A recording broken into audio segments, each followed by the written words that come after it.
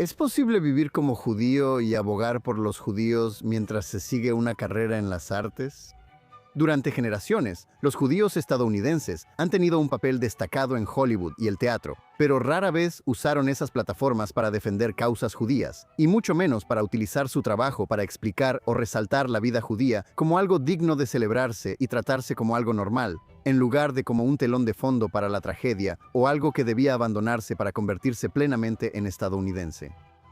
Y tras el 7 de octubre y la normalización del antisemitismo que le siguió, la invisibilización de los judíos, así como la aceptación de la demonización de Israel, se ha vuelto algo común. Pero un artista judío que creció en Hollywood está tratando de revertir esa tendencia. Esta semana, en Think Twice, hablamos con el actor, artista y podcaster Jonah Platt sobre lo que significa ser judío hoy en día.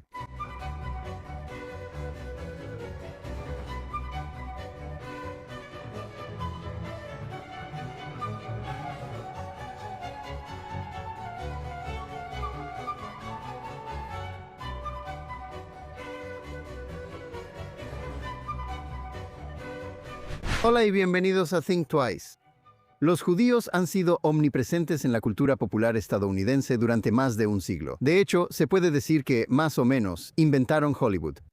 Pero pocos de quienes lo hicieron, o de quienes siguieron sus pasos, pueden decir que usaron su fama e influencia para ayudar a popularizar una imagen de la vida judía que la mostrara como algo que la gente normal hacía. Hollywood reflejaba el impulso de los judíos exitosos de asimilarse por completo, pero también trataba a aquellos que no lo hacían, o que al menos deseaban conservar su identidad como una parte significativa de sus vidas, como personas que necesitaban desaparecer. Pero ese alejamiento de la particularidad judía fue solo un preludio de lo que siguió después de que la izquierda estadounidense adoptara teorías izquierdistas tóxicas como la teoría crítica de la raza, la interseccionalidad y el colonialismo de asentamiento, que falsamente etiquetaron a Israel y a los judíos como opresores blancos y al sionismo como una forma de fascismo racista. Después de los ataques terroristas perpetrados por árabes palestinos bajo liderazgo de Hamás contra comunidades israelíes el 7 de octubre de 2023 y el posterior aumento global del antisemitismo, el apoyo a Israel desapareció. Y la indignación por el aumento sin precedentes del odio hacia los judíos, o incluso por las atrocidades del 7 de octubre, rara vez se escuchó en el mundo del arte, ni siquiera de parte de sus judíos más destacados. Pero hay excepciones a esa regla, y nos complace tener a una de ellas con nosotros hoy. Jonah Platt es un actor, cantante, escritor, director y productor conocido por sus apariciones en Broadway, cine y televisión. Pero desde el 7 de octubre su proyecto principal ha sido Being Jewish with Jonah Platt, su podcast. Creció en Hollywood con un padre que fue un productor exitoso y también participaba activamente en la vida judía, y una madre que era una destacada activista y filántropa judía. Él ha asumido la tarea de tratar de promover una imagen positiva de la vida judía e inspirar una mayor comunicación y unidad en la comunidad judía. Jonah Platt, bienvenido a Think Twice. Gracias por invitarme. Bueno, muchas gracias por tomarte el tiempo de acompañarnos hoy. Quiero empezar preguntándote, ¿qué fue lo que te impulsó a empezar a concentrarte en ser judío después del 7 de octubre, cuando parece que la mayoría de los judíos en las artes creativas o estaban aplaudiendo el ataque a Israel o simplemente guardaron silencio? Bueno, yo cuestionaría la segunda parte de tu afirmación. Creo que tal vez los que fueron quizás los más ruidosos parecen estar aplaudiéndolo, pero teníamos a mucha gente dentro de Hollywood, tanto personalidades frente a la cámara como muchas personalidades detrás de cámaras que, como yo, ahora están más comprometidos que nunca. Y definitivamente no quiero restar mérito a los guerreros judíos macabeos tan vocales que tenemos en Hollywood, quienes realmente han dado la cara en este momento. Pero hablando por mí mismo, ¿sabes? Este es el momento más importante de mi vida, sin duda, y de nuestras vidas compartidas en lo que respecta a la comunidad judía. Si no vas a abrazar tu identidad judía y mantenerte firme en defensa y con orgullo ahora, ¿cuándo lo vas a hacer? Entonces, para mí, realmente no fue una elección, no fue una decisión consciente de, ¿debería hacer esto o no? ¿Cuáles podrían ser las repercusiones? O sea, nada de eso, así soy yo. Las cosas están difíciles. Estamos viendo, ya sabes, el 7 de octubre fue un horror como ninguno de nosotros había visto antes, al menos en mi vida. Y había dos maneras de enfrentar eso. Supongo que, ya sabes, algunos se echaron para atrás ante eso y otros estuvieron a la altura de las circunstancias. Y para mí realmente no había otra decisión. Simplemente seguí, ya sabes, pienso en una frase de Mark Cuban donde dice, no sigas tus sueños, sigue aquello en lo que pones tu esfuerzo. Y eso siempre se me quedó grabado, y mi esfuerzo me estaba llevando en esta dirección. Simplemente mi energía y mi tiempo, como que aquí es donde se estaban invirtiendo de manera natural. Y después de unos meses de estar muy involucrado en las redes sociales y en la vida real, en el periodo inmediato después del 7 de octubre quería enfocarme realmente en mi activismo judío proactivo. Y de ahí surgió el propio podcast Ser Judío. ¿Cuál es mi mensaje central, proactivo y positivo sobre, ya sabes, mis valores que realmente quiero transmitir? No solo responder a todo lo que está pasando ahora, sino realmente pensar, ok, cuando las cosas se calmen, ¿cómo se verá esto en el futuro? Gracias por sintonizar Think Twice. Ya sea que nos estés escuchando en cualquiera de las plataformas de podcast o viéndonos en vivo en Facebook, en X o en el canal de YouTube de JNS, por favor dale like y o suscríbete a JNS, haz clic en la campanita para recibir notificaciones y déjanos buenas reseñas. Además de Think Twice, está el podcast Jonathan Tobin Daily, donde comparto más noticias y análisis contigo sobre los temas más importantes que enfrentamos hoy en día. Puedes encontrar el programa diario como Jonathan Tobin Daily en el canal de JNS, donde sea que escuches tus podcasts. Y ahora, volvamos al programa de hoy. Sí, y creo que es justo, ya sabes, decir, bueno, por supuesto, ha habido muchos judíos que han alzado la voz, que están en las artes y, ya sabes, hicieron cosas que fueron muy loables. Pero yo escuchaba, especialmente en esos primeros meses, semanas, meses, el primer año, del 23 al 24, escuchaba a lectores preguntándome, ya sabes, ¿qué hay de esta persona? ¿Qué hay de aquella persona? ¿Sabes qué? Me di cuenta de que yo también lo estaba haciendo. Y siempre he sido el tipo de persona que sentía que entre menos sepa sobre mis artistas favoritos o atletas favoritos, entre menos sepa sobre sus vidas personales o sus creencias, más feliz voy a ser. No he querido profundizar en eso porque, ya sabes, generalmente no te hace más feliz. Así es.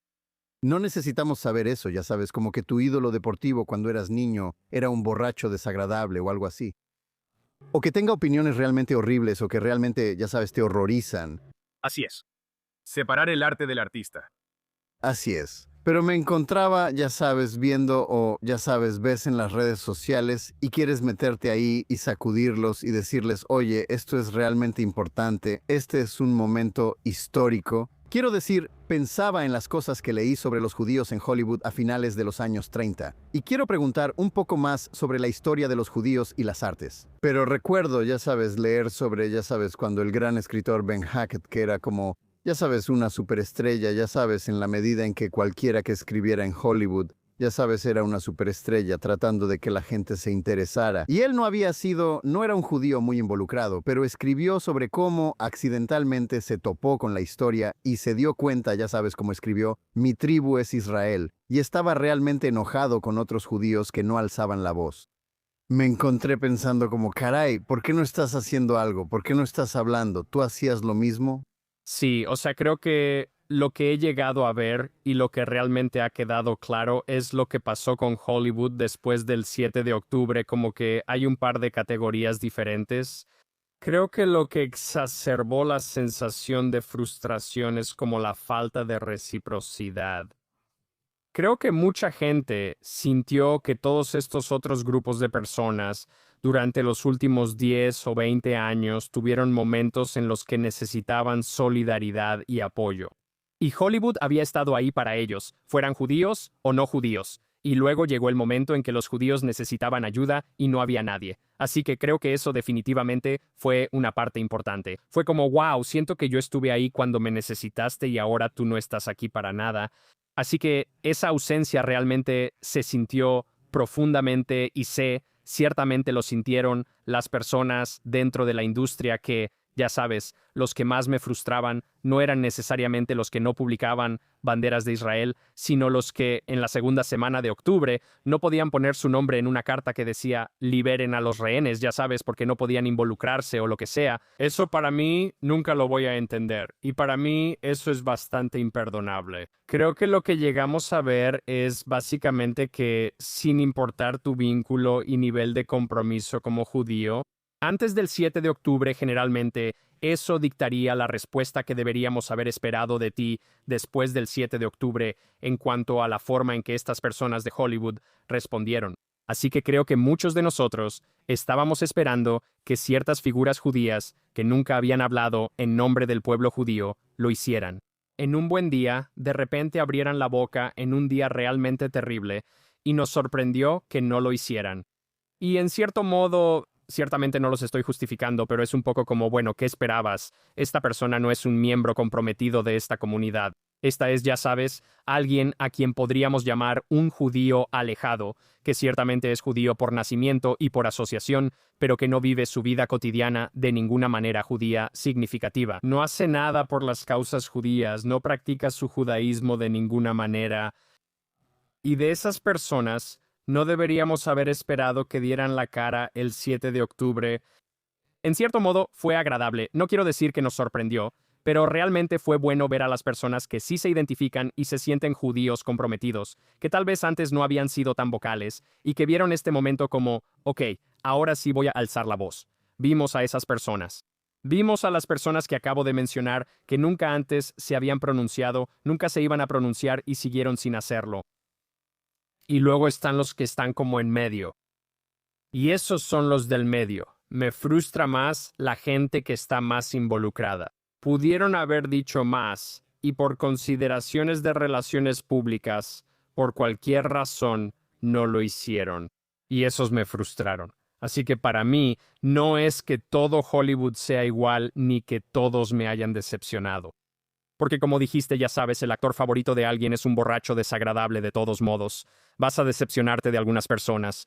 Para mí, son aquellos de quienes esperabas más. Has sido un aliado para otras personas antes. Ahora se trata de tu propia gente. Has presentado, ya sabes, galas judías antes. ¿Cuál es tu postura en este caso? Esas personas realmente me frustraron. Sí, creo que, ya sabes, existe la percepción entre los que no son artistas de que hay repercusiones por alzar la voz por una causa impopular. Y obviamente Israel ahora es una causa impopular, lamentablemente, ya sabes, en círculos de moda y que habría repercusiones. Y sé que en otras ramas de las artes, me refiero a la música clásica, es muy difícil para la gente hablar en favor de Israel. Esos pocos que lo han hecho, ya sabes, reciben muchas críticas muy negativas. Pero también he escuchado, y ya sabes, alguien como Jennifer Goodwin, a quien entrevistaste en tu podcast, dijo que no es cierto en absoluto. Y ella realmente, ya sabes, ha abrazado mucho más su identidad judía desde el 7 de octubre. En general, ¿eso es lo que tú también has escuchado? Sí, en general, no existe una especie de lista negra judía para las personas que hablan a favor de Israel. Simplemente eso no está pasando. Yo diría que lo que sucede es esto. Es mucho más una cuestión comercial general de ciertas marcas o proyectos. Puede que no quieran involucrarse con alguien que está llamando la atención de forma escandalosa y evidente sobre cualquier tema. No es una cuestión judía o de Israel. Hay personas que simplemente dicen, estoy tratando de vender, ya sabes, tenis. No quiero tratar con nadie que traiga algo que no sea, compra estos tenis.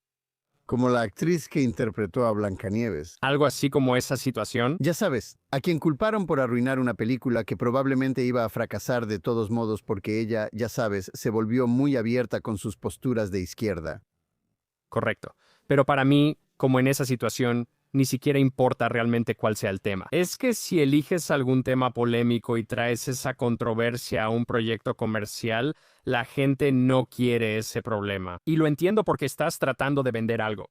Eso sería igual si estuvieras hablando mucho sobre Israel y, ya sabes, estás ahí tratando de vender tenis o lo que sea. Pero en cuanto a decir, oh, soy un gran partidario de Israel, oh, no podemos contratar a ese tipo. No está pasando, al menos por lo que yo veo. Y de hecho lo que veo es que, ya sabes, hay muchos que cuando levantas la cabeza y levantas la mano y dices, sí, soy uno de los judíos que defienden a los judíos. Encuentras a todos tus compatriotas en todo el negocio que dicen, está bien, genial, ¿qué podemos hacer juntos? ¿Qué proyectos estamos tratando ahora con urgencia de hacer, vender y contar? Y lo estás viendo en toda la industria, desde ejecutivos de estudio hasta productores, escritores y actores. Como que todos los que se preocupan están mucho más movilizados después del 7 de octubre que no lo estaban antes del 7 de octubre con mayores riesgos y mayor urgencia. Y mira, es difícil contar y producir estas historias por varias razones, pero no por algo así como una lista negra. No es por algo como, no nos gusta Israel, no nos gustan los judíos, no vamos a contar tu historia. Más bien, si es difícil de contar, es porque A, estamos teniendo problemas para conseguir el talento adecuado o algo así para contar esta historia judía. Así que, por ejemplo, la serie de Netflix Nadie quiere esto. Para mí es un ejemplo perfecto de lo que todos deberíamos estar intentando hacer en Hollywood, lo cual es genial. Comedia romántica contemporánea con grandes estrellas, realmente cautivadora. Resulta que trata de judíos y de lo mucho que les gusta ser judíos. Increíble. Perfecto. Cuando se complica es si no tienes a Kristen Bell y Adam Brody para protagonizar tu programa, eso puede ser mucho más difícil y quizás te está costando trabajo encontrar a esa persona porque está nerviosa por participar en un proyecto judío. Ahí es donde podrías tener ese tipo de problema. O la historia que estás tratando de contar es, no quiero decir demasiado judía, pero es más bien que no tiene suficiente atractivo universal como pieza de entretenimiento, que tenga sus propios méritos más allá de ser solo una historia judía importante. Porque va a costar mucho dinero producirla y vas a necesitar una audiencia general para recuperar tu inversión, ¿verdad? Exactamente, es un mercado, ¿no? Así que no puede ser solo, estoy haciendo esta película para los 15 millones de judíos en el planeta Tierra y necesito que cada uno de ellos la vea para recuperar algo de dinero, ¿verdad? Tiene que ser, esta es una historia realmente fascinante. Estos son personajes realmente interesantes. Ah, y por cierto, son judíos y la forma en que hablan, interactúan y viven sus vidas es de manera judía. Esos son el tipo de proyectos que deberían impulsarse y que se están gestando tras bambalinas, y la gente realmente está trabajando en ellos. Es solo que es un negocio difícil en este momento. De todos modos, es difícil lograr que se hagan cosas. Como la mayoría sabe, Hollywood está cambiando rápidamente y es más difícil que nunca lograr que se hagan cosas originales. Así que son muchos factores. Pero para resumir, no he experimentado nada como, oh, ese tipo habla de Israel, no podemos contratarlo. Mm. Bueno, como mencioné antes, los judíos obviamente han jugado un papel importante y central en la creación de Hollywood en la industria cinematográfica y luego en la televisión. Nosotros lo creamos. Sí, exactamente, aunque el Museo de Hollywood inicialmente no quería hablar de eso, pero dejemos eso de lado. Pero la representación de la vida judía, aparte de como una rareza, una víctima o un grupo ansioso por asimilarse, no era algo que la mayoría de los judíos de Hollywood estuviera particularmente cómoda o interesada en retratar. ¿Sabes? Mientras que los antisemitas siempre han estado ansiosos por retratar a Hollywood como una institución judía, los judíos de Hollywood, en la época dorada de Hollywood, querían ser cualquier cosa menos representantes de los judíos, o incluso sus defensores. Como dije, como Ben Heck descubrió en los años 30. Obviamente, el Hollywood de la década de 2020 es muy diferente. Pero ¿cómo crees que esta historia ha impactado la respuesta de los judíos en la industria del entretenimiento al 7 de octubre y al actual aumento del antisemitismo en todo el mundo? ¿Todavía existe cierta reticencia, además de los factores de mercado, a sumergirse en una historia auténticamente judía? Sabes, obviamente ellos no están preocupados por no asimilarse de la misma manera en que, digamos, los directores de los estudios lo estaban en los años 30, pero ¿crees que hay cierta reticencia a hacer historias judías? Sí, acabas de tocar todos los puntos. Quiero decir, creo que lo que estamos viendo hoy es una especie de mentalidad heredada de los años 30, donde, como señalas, en los años 30 y de nuevo, casi, o sea, sí, entiendo por qué los jefes de los estudios en ese entonces cambiaron sus nombres de Shmuel Goldfish a Samuel Goldwyn. Sabes, no era tanto que fuera terrible ser judío, sino más bien era, ahora soy estadounidense. Me mudé aquí desde Europa del Este. Quiero ser parte del tejido de esta sociedad. Estamos creando esta cultura americana. Y, ¿sabes? Lo interesante es que, por supuesto, el Hollywood clásico está realmente impregnado de narrativa y moralidad judía. Simplemente no lo llamaban así. No eran historias judías. Así como muchos actores judíos, Sí, ya sabes, por supuesto, en todas partes, pero no abiertamente judíos. y normalmente interpretando a no judíos, ya sabes, personas como Paul Mooney, que interpretó a personas de todas las etnias, salvo la judía que él mismo era. Entiendo por qué era así un poco en ese entonces. Y creo que lo que ves hoy es el efecto residual de ese sentimiento de que tenemos que minimizar lo judío y que tenemos que solo somos estadounidenses. Lo somos, y creo que esa es como la base. Y luego creo que desde ese momento lo que también ha agravado eso es este miedo sin cuestionar de, bueno, si somos demasiado explícitos. Van a decir, los judíos controlan esto y los judíos están haciendo aquello, a lo que mi respuesta siempre es, de todas formas lo dicen, así que por lo menos deberíamos sacar algo de eso. Sabes, de hecho tuve esa conversación, este mismo intercambio con Jason Alexander en mi podcast. Y él lo expresó, yo le pregunté por qué, él dijo, bueno, creo que hay este miedo, y yo le dije, bueno, de todas formas lo dicen, entonces, ¿por qué no simplemente lo hacemos? Y él dijo, sabes, no lo había pensado, sabes, no creo que haya sido cuestionado. Creo que mucho de eso es heredado. Creo que es simplemente la forma en que Hollywood ha estado operando durante mucho tiempo. No queremos que parezca que estamos a cargo porque todos dicen que lo controlamos. Así que cualquier tipo de poder que tengamos, realmente no deberíamos usarlo para beneficio de los nuestros. Debemos asegurarnos de que siempre estamos apoyando a los demás, lo cual es genial. Es bueno apoyar a los demás, pero a menudo no estamos incluidos en ese apoyo.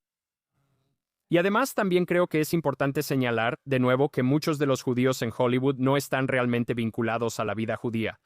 Así que, de nuevo, esperar que esas personas sean las que impulsen proyectos judíos, prioridades judías y voces judías, no lo van a hacer. Ellos no se ven a sí mismos en ese papel, no lo ven como su responsabilidad. ¿Sabes? No me sorprendería si en 1 o 2 generaciones sus familias han, ya sabes, perdido totalmente su conexión judía. Son ese tipo de judíos alejados. Así son muchos de los judíos de Hollywood, muchos de los judíos de Estados Unidos, ¿verdad? Sí, estaba a punto de decir que ese es el segmento demográfico más grande de la comunidad judía, lo que los demógrafos llaman judíos sin religión. Exactamente. Así que digamos que es algo, creo que en Los Ángeles es algo así como el 40% o el 30%. Así que uno pensaría que en Hollywood podría haber un porcentaje similar, que muchos de los judíos, para todos los efectos como estamos hablando, ni siquiera cuentan realmente como judíos en términos de tener una responsabilidad o prioridad judía dentro de la industria. Sí, eso me lleva a mi siguiente pregunta, que Sabes, creo que una de las ideas más profundas sobre la judería moderna fue la frase de Cynthia Ozick de que el universalismo es el parroquialismo de los judíos. Y eso es algo que me gustaría explorar contigo. Ese apoyo a los valores universales es obviamente una parte importante del judaísmo, pero no lo es todo. Pero ese aspecto de la civilización judía parece ser el que la mayoría de los judíos estadounidenses, ya que la mayoría de nosotros fuimos criados con valores políticos y sociales liberales, puede mantener más fácilmente. Y esa es la base de muchas cosas buenas logradas por los judíos en Estados Unidos y en otros lugares, pero también ha contribuido a desarmarlos cuando se trata de defenderse. Incluso muchos de aquellos judíos que son más abiertos a abrazar su identidad judía, especialmente en las artes, parecen estar mucho más interesados en ver el punto de vista del otro que en la perspectiva de los israelíes o los judíos, lo cual es genial, en cierto sentido, para promover el diálogo por el simple hecho de dialogar. Pero en realidad no ayuda a defender a los judíos en su estado cuando está bajo asedio y siendo inundado no solo con críticas, sino también con libelos de sangre y deslegitimación. Incluso después del 7 de octubre, pedirles que defiendan a los judíos de la manera en que otros grupos se defienden a sí mismos parece ser muy difícil para ellos. ¿Es esa una de las razones por las que la respuesta a la crisis actual por parte de los judíos en las artes ha sido, bueno, creo que en la opinión de muchos en la audiencia, tan decepcionante? Creo que es una observación muy astuta, y creo que la respuesta es sí. Creo que es una versión muy estadounidense del judaísmo, esto de que judaísmo es igual a tikkun olam, principio, medio y fin. Eso es todo. Y por supuesto, eso no es todo lo que es el judaísmo. Ciertamente es una faceta importante del judaísmo y una parte hermosa, como dijiste, Parte de lo que nos ha hecho una pieza tan vibrante en todas las sociedades en las que hemos estado es la manera en que nos preocupamos. Quiero decir, es uno de nuestros mandamientos principales de 100 maneras diferentes a lo largo de la liturgia y las escrituras judías, ya sabes. Preocúpate por el extranjero, preocúpate por la viuda, preocúpate por el huérfano, preocúpate por tu enemigo, preocúpate por esto, o sea, es algo sumamente importante, punto final. Y no es todo. Necesitas el paquete completo. Somos mucho más que solo ese conjunto de valores cuando se trata de quién es el pueblo judío. Y si toda tu definición de lo que es ser judío es la justicia social, entonces tu fe, tu tribu, en realidad no es el pueblo judío, es la justicia social. Y solo le estás poniendo una kipa encima. Sí, o sea, vi tu episodio con Jason Alexander y él, ya sabes, es genial, es muy talentoso y realmente ha dado la cara, ya sabes, a lo largo de su carrera, hablando en favor de las causas judías. Pero me pareció interesante cuando habló de cómo dudaba en alzar la voz por, ya sabes, un niño que era rehén. Ya sabes, al principio después del 7 de octubre. Pero él quería hablar de los niños en sí, ya sabes, o al menos, ya sabes, se sentía incómodo hablando solo de las víctimas israelíes y no de los palestinos que también eran víctimas. Y yo pensé, bueno, ya sabes, lo entiendo, pero eso tampoco es algo que nadie del otro lado vaya a pensar en hacer. Sí, y él no es el único invitado que he tenido que ha expresado un sentimiento similar de, ya sabes, revelar eso. De nuevo, probablemente es algo que ni siquiera cuestionan en sí mismos, este instinto de realmente necesitar compartir como... Oye, no estoy siendo tribal aquí. No estoy poniendo a los judíos primero. Dios no quiera que yo solo esté a favor de los judíos. Exactamente, Dios no quiera que alguien piense que tengo, ya sabes, una lealtad hacia un grupo de personas por encima de otro. Y quiero decir, creo que está bien poner a tu familia primero en la vida, ya sabes, si todo lo demás es igual, por supuesto. Y tampoco es un juego de suma cero. Ya sabes, puedes hacer un video para un rehén y luego hacer tantos otros videos para quien quieras. Pero no debería ser así. Creo que no necesitas dudar ni cuestionar tu deseo de estar presente para tu gente cuando es su momento de necesidad. Creo que no hay nada por lo que alguien deba disculparse en eso. Es increíblemente natural. Y de nuevo, como dijiste, no solo el otro lado de esta ecuación en particular no tiene esos reparos, sino que ningún otro grupo tiene esos reparos. No vas a ver a un asiático americano diciendo, oh no, los asiático-americanos están siendo atacados, no sé si debería decir algo porque tengo que preocuparme por otros grupos. ¿Habré dicho lo suficiente por ellos? Es como no, es como vienes tras de mí, voy a defender a mi grupo, es muy natural, es antinatural sentir que tienes que disculparte por eso. Y de nuevo, pueden ser ambas cosas. Nadie dice que tenga que ser de suma cero. No tiene que ser o yo o nadie, pero está bien priorizar a tu propia gente, tu propia identidad. Es natural, es lo que somos. No hay nada de malo en eso. Sí. Bueno, hablando de la familia, vivimos en una cultura políticamente dividida. Creo que cada familia judía, como cada familia estadounidense, tiene sus divisiones en cuanto a la política, así como sobre Israel en el mundo posterior al 7 de octubre. Eres parte de una familia de personas muy públicas y muy conocidas que no tienen miedo de expresar sus opiniones. Y sin querer tocar un punto sensible, tu hermano Ben ha tomado una postura pública sobre Israel que es muy diferente a la tuya o a la de tus padres, debo agregar. ¿Cómo manejas esas diferencias? ¿Hay alguna manera de hacerlo en temas de suma importancia sin dañar las relaciones?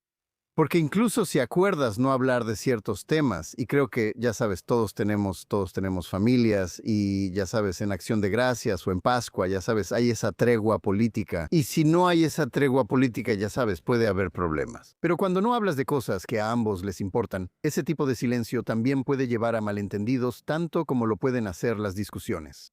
Totalmente. Así que creo que, de nuevo, con tus preguntas, casi estás respondiendo tus propias preguntas con todas tus preguntas porque están muy acertadas, Jonathan. Es algo muy judío responder preguntas con preguntas.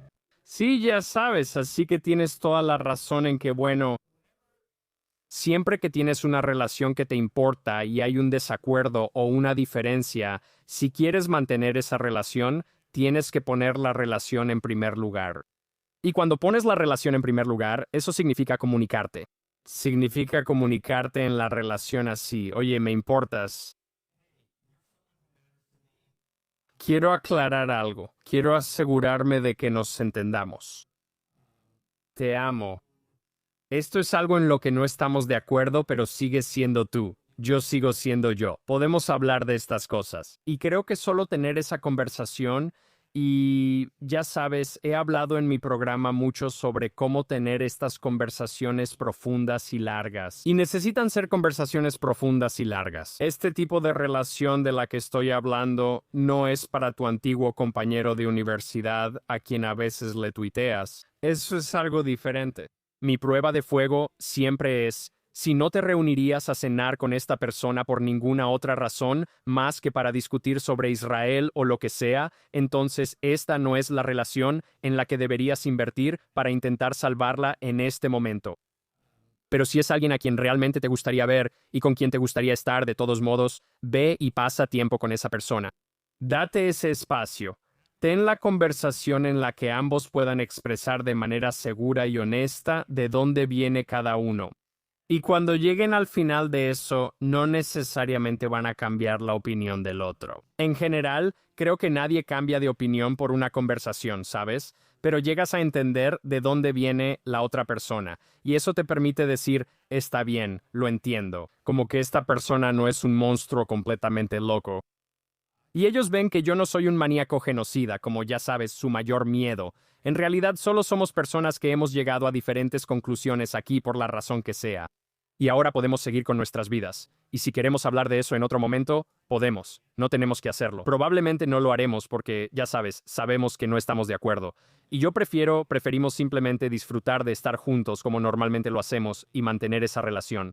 Pero sabemos que el camino está abierto y no hay esa duda oculta, esa tensión oculta, esa sospecha oculta de qué está pensando esta persona, qué está diciendo a mis espaldas, qué piensan realmente sobre esto. Porque lo dices abiertamente y entonces puedes dejarlo de lado y seguir con tu vida sin asumir esa responsabilidad emocional por lo que piensa esa persona. Solo eres responsable de mantener una relación con una persona que te importa. Así que creo que no solo es muy posible hacerlo en cualquier tipo de conflicto grande con cualquier persona que te importe, sino que es fundamental hacerlo. Y ya sabes, hacer eso es algo que te sana y te sostiene en la vida. Y mira, de nuevo, la gran salvedad de eso es que se necesitan dos para bailar tango, ¿verdad? Entonces quiero decir, si hay alguien que genuinamente, ya sabes, se ha vuelto tan destructivo en cierta dirección, que van contra ti y no quieren tener nada que ver contigo, y están diciendo cosas horribles sobre ti, y ya sabes, ellos no necesitas eso. Así que una relación solo funciona si ambas personas quieren que exista una relación.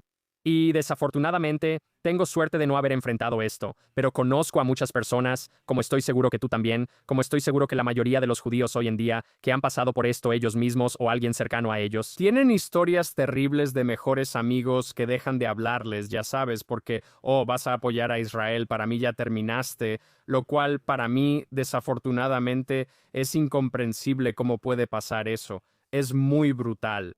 Pero no hay nada que puedas hacer al respecto. Si hay alguien que es así de terrible, ese es su problema. Y ellos tendrán que dormir como puedan o no dormir.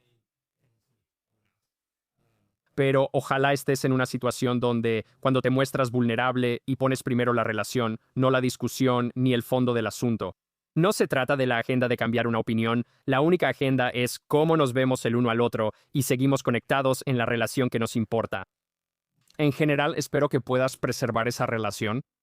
Sí, creo que es un muy buen consejo. Creo que el problema es que nuestra cultura general, ya sabes, se está moviendo y se ha estado moviendo en la otra dirección. Recuerdo haber escuchado de rabinos y, ya sabes, después de 2016 y esa elección presidencial, que había parejas que se estaban divorciando por cómo se sentían acerca de Trump. Y pensé, bueno, esto es una locura. Y hay muchas mejores razones para que las parejas, ya sabes, las parejas casadas discutan, aparte de la política. Pero aún así, eso es algo real, y creo que, ya sabes, eso se ha filtrado a todos los temas. Pero ciertamente, desde que Israel se ha convertido en un tema tan central en la cultura, creo que está empujando a la gente en estas direcciones negativas, donde casi sienten que están perdiendo sus credenciales de solidaridad con el lado en el que están. Si no están enojados con familiares o personas muy cercanas a ellos, si no están de acuerdo con ellos. Sí, es una realidad falsa, ¿verdad? Pero eso es lo que son las redes sociales. Eso es en lo que consiste gran parte de nuestras vidas ahora. Es una realidad virtual o falsa. Sí. Lo que quiero decir es que la idea de que no tenemos voz en cómo llevamos el discurso entre nosotros, o que por lo ocurrido en 2016, y estoy de acuerdo en que creo que el ascenso de Donald Trump realmente abrió esta horrible falta de civilidad en la forma en que ahora consideramos aceptable cómo nos hablamos y cómo nos vemos unos a otros. En este país y luego en gran parte del mundo, realmente comenzó en los últimos 10 o 15 años. No tenemos que hacerlo porque ya está como en el ambiente y vemos a otras personas haciéndolo en la televisión, en nuestra política, en las redes sociales y a nuestro alrededor. Decimos, supongo que eso es lo que estamos haciendo ahora. Pero podemos elegir no hacerlo, de la misma manera en que estamos perdiendo el pensamiento crítico como habilidad. No es que no seamos capaces de tener pensamiento crítico, solo estamos viendo que mucha gente no lo está haciendo. Y entonces seguimos, sin siquiera darnos cuenta, esto es inconsciente por supuesto, pensando, supongo que no tengo que participar en eso. Puedo simplemente leer algo en línea y asumir que es correcto, y empezar a hablar de eso sin haber pensado críticamente en absoluto. Tenemos que seguir de alguna manera insistiendo públicamente diciendo, oye, no, aquí hay una elección que puedes tomar. Podemos simplemente hablarnos con civilidad. Podemos vernos como seres humanos. Hay mucho más que nos une que lo que nos divide. Lo que generalmente hacemos ahora es que encontramos la única cosa en la que no estamos de acuerdo. Es como si tuviéramos toda una comida frente a nosotros. Estamos de acuerdo en el plato principal. Estamos de acuerdo en el postre. Estamos de acuerdo en el aperitivo. Así que hay como un chícharo en la guarnición en el que no estamos de acuerdo. Y vamos a hacer que toda la comida se trate de ese chícharo. Y si no podemos ponernos de acuerdo en ese chícharo, para mí ya no existes. Y esa no es una forma de tener una buena comida. Y de alguna manera estamos abdicando nuestra responsabilidad en eso, y podemos elegir comportarnos de manera más respetuosa y más positiva, de una manera que realmente crea algo bueno, en lugar de simplemente dejarnos llevar y permitir que las cosas se desvanezcan y se desintegren en discursos de odio, división y polarización. Podemos elegir aquí, podemos tomar una decisión. No es una ley de la naturaleza que los seres humanos deban estar polarizados y odiarse entre sí en grupos separados. Nadie dijo eso. No tiene por qué ser así.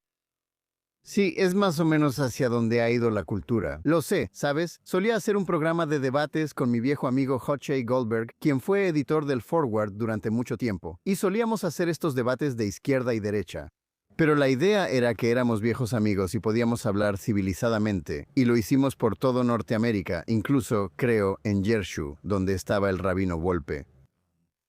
Y lo curioso de esto era que discutíamos sobre Israel y todo tipo de cosas. Y al final, les recordábamos a las personas que tenían más cosas en común, ya sabes, que las cosas que los dividían. Pero a menudo, la reacción del público era decir, ustedes realmente no están tan en desacuerdo. Y ya sabes, respondíamos, ¿pero sí estaban escuchando? No hicimos más que estar en desacuerdo, pero ellos respondían al tono.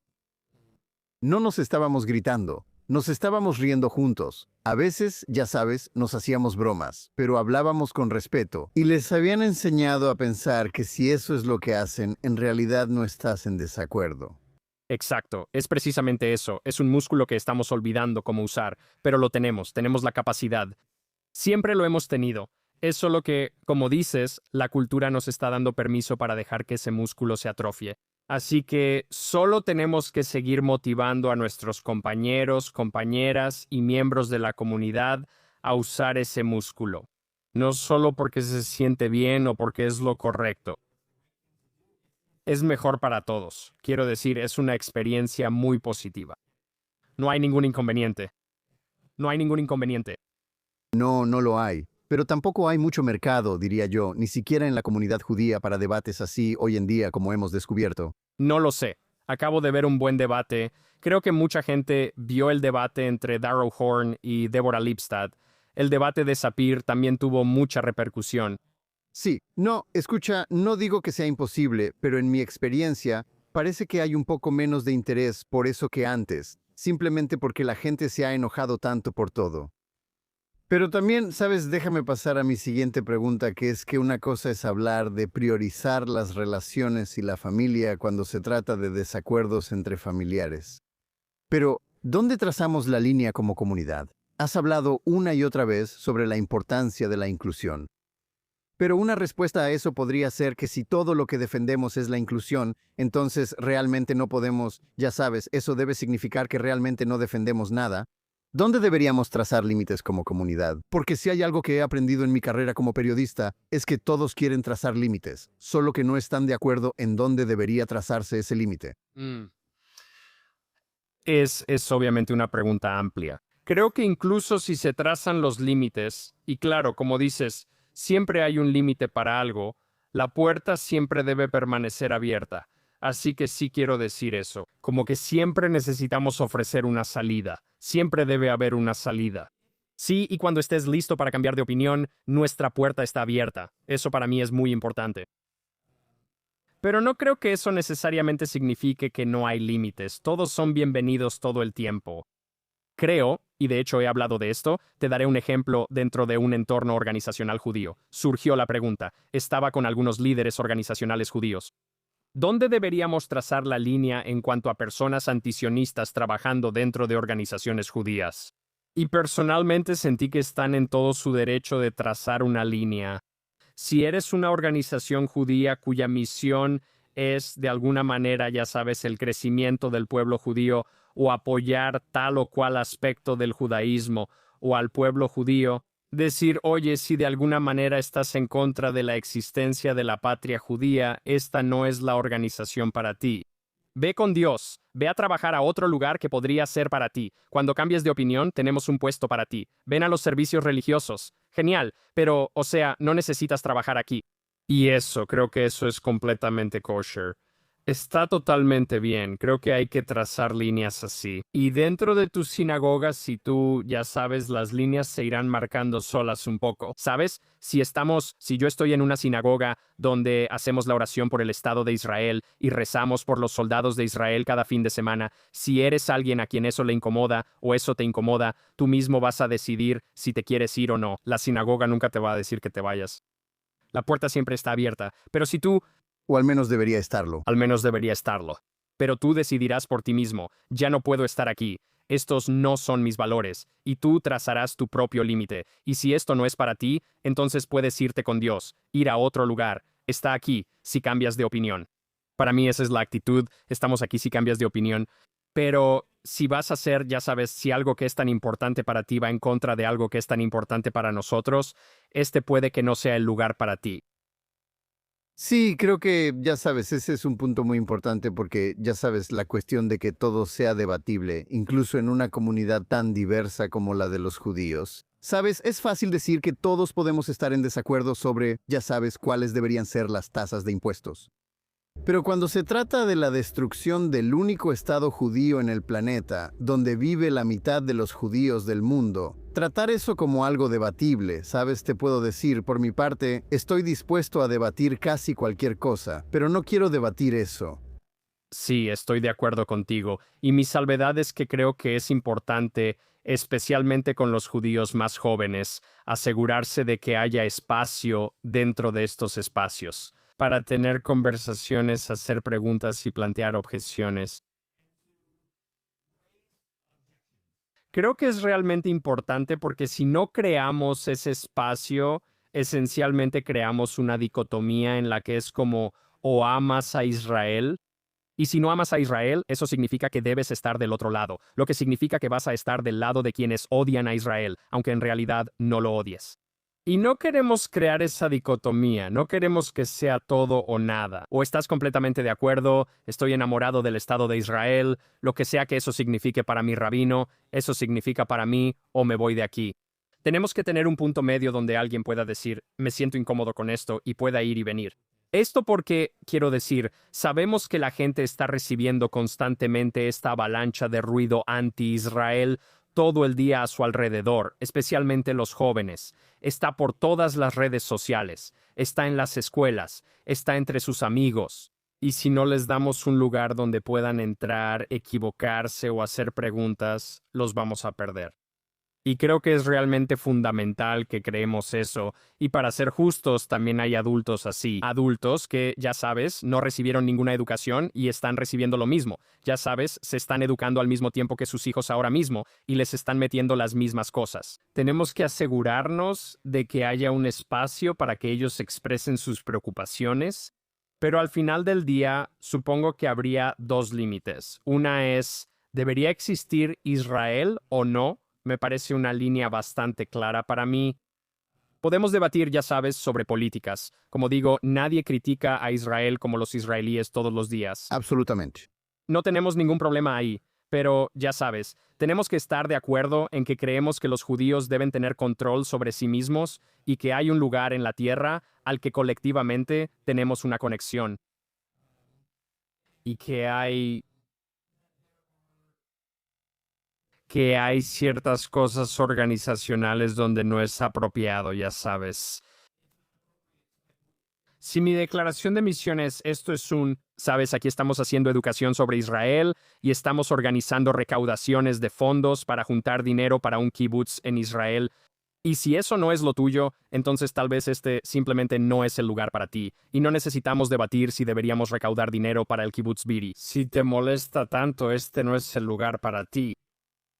Sí, creo que eso es cierto. Y honestamente creo que ya sea Israel o no, Israel realmente es el único tema que hay en este momento. ¿Sabes? Preguntas sobre dónde debería estar la frontera. Todas esas cosas que eran realmente relevantes hace 20 o 30 años, no creo que sean realmente relevantes ahora. Y ciertamente no después del 7 de octubre. Interesante, tengo curiosidad de saber por qué te sientes así.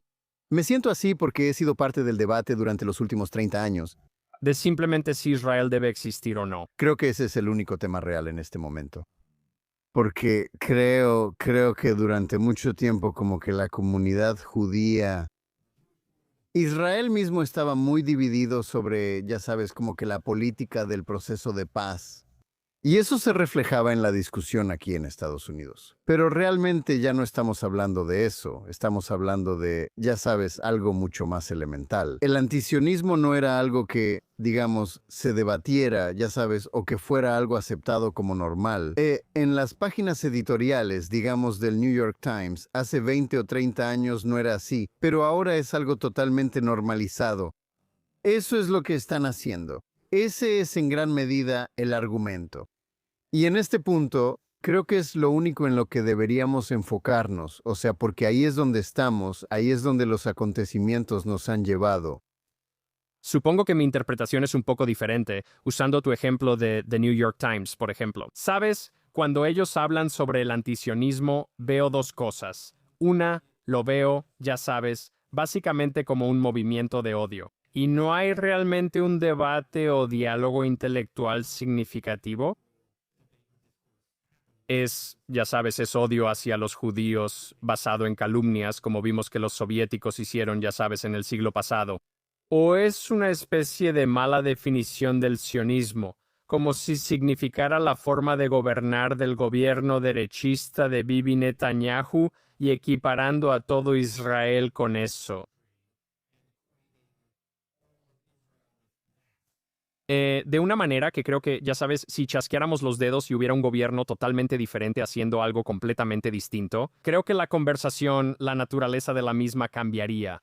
Creo que el sentimiento cambiaría, no necesariamente, pero sí creo que la naturaleza de lo que se estaría discutiendo cambiaría. Si no estuvieras viendo a un gobierno que al menos se percibe como que permite o apoya la violencia de los colonos, o que tiene aspiraciones de tomar Gaza, tomar Líbano y tomar Cisjordania. Esa es la percepción de este gobierno actual, al menos. Así que creo que las cosas podrían cambiar posiblemente a nivel del discurso si hay un cambio de gobierno más adelante este año, pero ya veremos.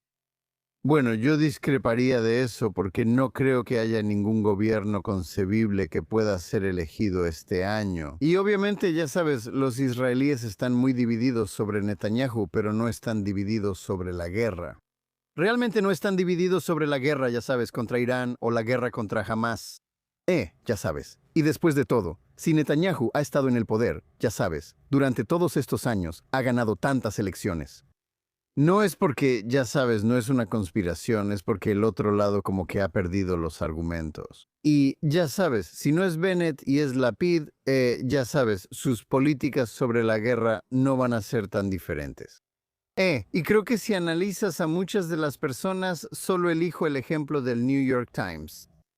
Supongo, ¿quién acaba de ganar el premio Pulitzer? Puedes revisar la lista de sus escritores, sus ideas, el editor, ¿Quién acaba de escribir esta reseña de libro tan loca sobre el Bund? Ya sabes, básicamente dicen que cualquiera que piense que el sionismo es complejo, que Israel es parte integral de la identidad judía, está, ya sabes, loco. Yo no creo que ellos no van a ver con buenos ojos a ningún gobierno que pueda ser elegido en Israel. Bueno, o sea, esa última parte que acabas de decir se relaciona con el primer punto que mencioné, ¿sabes? Y eso, para mí, es simplemente otra forma de odio hacia los judíos. Si me estás diciendo que es inconcebible. Esa es una forma de odio hacia los judíos que realmente no se veía en la página editorial del New York Times.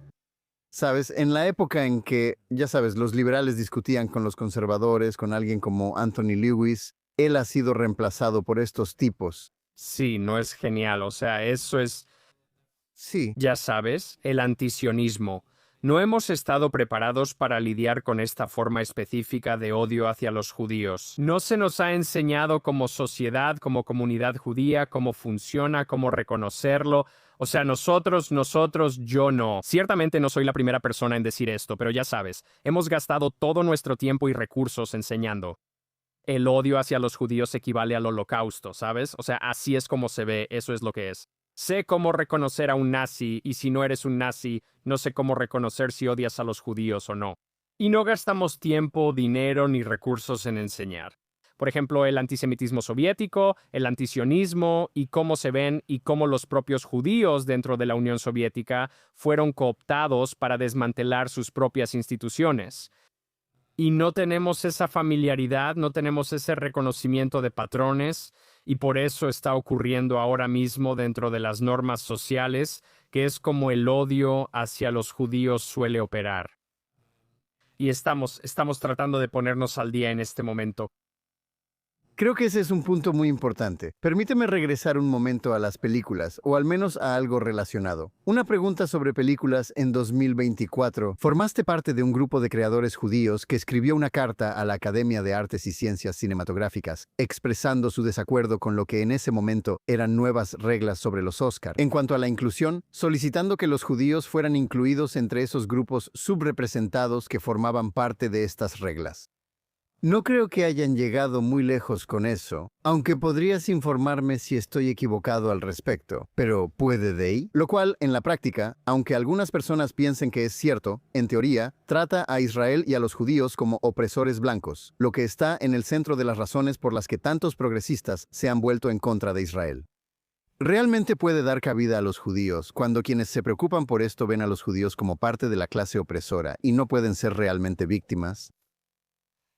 Es, ya sabes, una pregunta tan fundamental. Sé que ustedes, mis amigos y aliados negros, piensan que la DEI es increíblemente importante para ellos y que ellos se sienten muy afectados y dañados cuando ven voces judías diciendo, eliminen todo esto. Piensan, ¿y nosotros qué? ¿Qué piensan ustedes? ¿Ya saben? Por otro lado, no creo que ellos entiendan completamente la manera en que la DEI, esencialmente, como tú señalas, ha sido utilizada como un arma, de una manera que excluye a una de las minorías étnicas más pequeñas de la Tierra, lo cual es una locura. Así que me resulta difícil concebirlo, por así decirlo. ¿Existe una versión en la que deberíamos tener un currículo o una visión funcional de DEI, ya sabes, donde la diversidad y la inclusión incluyan a los judíos como una minoría étnica diversa? Absolutamente, una vez que entiendes quiénes y qué son los judíos, encajan de manera bastante natural en ese tipo de marco. Pero si seguimos teniendo como mundo este completo malentendido sobre quiénes y qué son los judíos, tanto a través de la narrativa binaria de opresor y oprimido. Y, ¿sabes? Relacionado con eso, este completo etiquetado erróneo y malentendido de los judíos, como si fueran en su mayoría una clase de personas ricas, blancas y europeas. Lo cual no solo es inexacto, sino que ni siquiera representa, aunque sea de manera incorrecta, a la mayoría de los judíos del mundo, quienes ni siquiera son percibidos como blancos. Lo cual es tan frustrante, ¿sabes? Ese es el gran problema. Así que creo que, ¿sabes? Si pudiéramos cambiar eso de un momento a otro, y todo el mundo dijera, oh, o sea, los judíos en realidad son esta tribu de Israel que fue exiliada y dispersada por todo el mundo. Y ahora, ¿sabes? Yo diría que somos como los pinzones de Galápagos. Es como si todos nos desarrolláramos de manera diferente en las distintas islas debido a la evolución. Nos dispersamos, ya sabes, nos esparcimos. Así que algunos de nosotros tenemos picos más largos y otros tenemos que comer este tipo de nuez, porque crecimos allá y crecimos allá. Pero todos venimos del mismo grupo original. Y eso, ya sabes, Israel, donde vive más del 50% de nosotros, la mayoría de la gente es del norte de África y del Medio Oriente. Exactamente. Estos son hechos básicos. Y si eso se entendiera, entonces permearía el marco de diversidad, equidad e inclusión. Creo que esa es realmente la pieza que falta. No creo que DEI en sí mismo sea irreparable, ni que sea un mecanismo roto. Lo que está roto es la manera en que se entiende a los judíos. Y si podemos arreglar eso, muchas otras cosas podrían acomodarse. En este recorrido público en torno a tu identidad judía que has emprendido, ¿qué es lo más sorprendente que has aprendido sobre tus compañeros artistas y cómo se han relacionado con el mundo después del 7 de octubre? ¿Y qué es lo que más te ha decepcionado? Vaya, esa es una gran pregunta. Voy a responder la segunda primero porque supongo que es más fácil. Quiero decir, supongo que lo que sigue decepcionándome es que la gente abdique de su responsabilidad en este momento. Y, sabes, eso me molesta. No creo que todo el mundo en el planeta Tierra tenga que subirse a la cima de una montaña y gritar por un megáfono sobre los judíos y defender a los judíos. Pero creo que todos deben ser embajadores de los judíos en sus propias vidas y dentro de su propio círculo de influencia en este momento, y que la gente debe usar cualquier conjunto de habilidades, pasión y círculo de influencia que tenga. Usa ese diagrama de Venn, y, ya sabes, ahí es donde deberías estar generando impacto. Es solo que es un poco, ya sabes, hay una sensación de privilegio y de pereza al no estar a la altura de este momento y decir, bueno, ya sabes, que ese otro tipo se encargue. Yo, ya sabes, yo estaré aquí manteniéndome al margen, haciendo lo mío, mientras otros, ya sabes, luchan mis batallas por mí. Así que eso ha sido decepcionante. Solo desearía que más personas sintieran un llamado individual a la responsabilidad. Pero, ya sabes, esto es la humanidad, ¿no? En cada época, en cada momento, algunas personas responden al llamado y otras no. Así somos como especie. Lo vimos en los años 30, lo hemos visto cada vez, lo estamos viendo de nuevo ahora, pero, ya sabes, siempre duele. Y en cuanto a sorpresas, ¿qué me ha sorprendido? Supongo que me ha sorprendido, no sé, si tuviera que decir algo. Quizá lo positivo que ha sido, o quizá incluso lo sorprendida que está la gente, descubrir lo positivo que es, me sorprende. O cuántas veces hago algo que para mí no solo se siente natural, sino que se siente bien, y alguien dice, oh, eso es muy valiente. Y yo me quedo pensando un momento. Y lo que entiendo de eso es que te parece valiente porque eso te da miedo. Pero para mí, yo no siento miedo. Porque, ya sabes, me daría mucho más miedo vivir en el closet o de tener arrepentimientos. Dentro de 20 años y al mirar atrás pensar, caray, fui un cobarde. O, ya sabes, abdiqué mi responsabilidad, o vivía una mentira sobre quién era para hacer sentir cómodas a otras personas. Eso para mí es mucho más aterrador que ser yo mismo auténticamente, ya sabes, las 24 horas del día. Eso para mí no da miedo, eso para mí es liberador, eso para mí se siente bien, eso para mí se siente correcto, eso para mí se siente natural. De verdad no se siente, y no es que esté presumiendo con falsa modestia aquí. No, no hay ningún sentido de valentía en esto para mí en absoluto. Para mí, en realidad es alejarme de lo que me da miedo, que sería sentir arrepentimiento o sentir que me fallé a mí mismo o que le fallé a mi familia o que hice lo incorrecto en un momento que requería integridad. eso para mí es mucho más aterrador. Así que creo que tal vez me sorprende que ese no sea la forma de pensar de todos. Sí, me identifico totalmente con eso. Estoy seguro de que sí. ¿Quiénes son los judíos que admiras en este momento? Me inspiran muchísimas personas. De verdad, porque este es un momento en el que todos debemos participar, me inspiran todos los judíos que están respondiendo a este momento, de verdad. Ya sea que seas un judío cualquiera en Iowa que, ya sabes, no estaba involucrado antes del 7 de octubre y ahora estás empezando un club de lectura judío para los 10 judíos en tu condado. Eso me parece increíble y muy importante. Y así es como vamos a superar este momento con personas haciendo cosas como esa. Soy miembro del Gabinete Nacional de Liderazgo Joven de la Federación Judía, que reúne a unos 400 judíos treintañeros y cuarentones de todo el país. Y mi grupo en esa organización me inspira mucho. Y, ya sabes, soy uno de los pocos, muy pocos, que en realidad trabaja como profesional del ámbito judío en su empleo diario. Estas son personas que tienen trabajos normales y todo eso, pero están asumiendo una responsabilidad en este momento. Quieren ser parte de una organización que apoya la vida judía, donde asumen roles de liderazgo, donde se involucran en su comunidad y en su identidad judía. Eso realmente me inspira. Así que, en realidad, cualquier persona, en cualquier nivel, sin importar el tipo de micrófono que tenga, los micrófonos grandes me inspiran, los micrófonos pequeños me inspiran, son simplemente personas que están diciendo Hineni. Eso es lo que me inspira. Buen punto. Y ese es un buen punto para terminar. Jonah, muchas gracias por acompañarnos hoy. ¿Cómo pueden nuestros espectadores y oyentes seguirte, conocer tu trabajo y ver o escuchar tu podcast? Gracias por preguntar. Puedes encontrar Being Jewish with Jonah Platt en todas tus plataformas favoritas de podcast, Apple, Spotify, Amazon. También estamos en YouTube. También estamos en el Jewish Broadcast Service en la televisión. Salimos en horario estelar los jueves por la noche y se retransmite durante todo el fin de semana. Toda esta información está en nuestro sitio web, beingjewishpodcast.com. Y puedes seguirme en todas las redes sociales como Jonah Platt o como Being Jewish Podcasts. Bueno, eso es genial. También queremos agradecer a nuestra audiencia. Por favor, recuerden sintonizar todos los días Jonathan Tobin Daily Edition, que pueden escuchar donde sea que obtengan sus podcasts. Y ya sea que nos estén escuchando en cualquiera de esas plataformas o viéndonos en vivo en Facebook, X o en el canal de YouTube de JNS, por favor denle like o suscríbanse a JNS. Hagan clic en la campanita para recibir notificaciones y déjenos buenas reseñas. Por favor, escríbanos a thinktwice@jns.org y díganos dónde escuchan o ven el programa y qué opinan sobre él. Y recuerden, sigan leyendo y pensando por ustedes mismos. Nos vemos de nuevo la próxima semana.